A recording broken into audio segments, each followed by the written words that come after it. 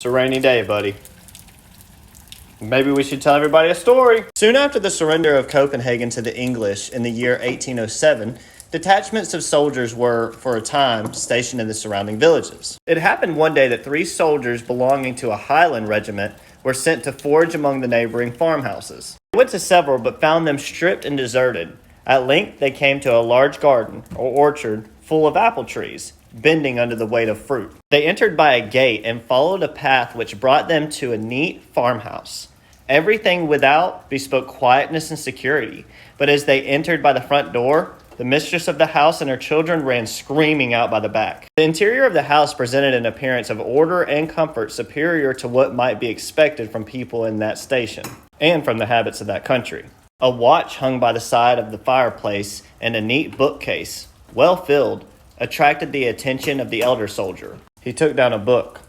It was written in a language unknown to him, but the name of Jesus Christ was legible on every page. At this moment, the master of the house entered by the door through which his wife and children had just fled. One of the soldiers, by threatening signs, demanded provisions. The man stood firm and undaunted, but shook his head. The soldier who held the book approached him, and pointing to the name of Jesus Christ, laid his hand upon his heart and looked up to heaven.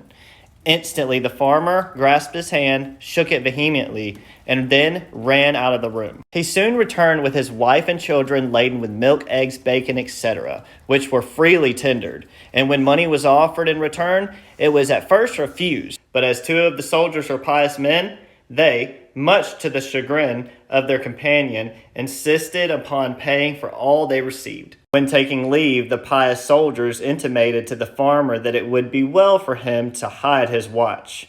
By the most significant signs, he gave them to understand that he feared no evil, for his trust was in God, and that though his neighbors on the right and on the left had fled from their habitations, and by foraging parties had lost what they could not remove, nor a hair of his head had been injured, nor had he even lost an apple from his trees. The man knew that he that taketh the sword shall perish by the sword. So he just tried the non-resistant principle, and God, in whom he put his implicit confidence, would not let him be injured.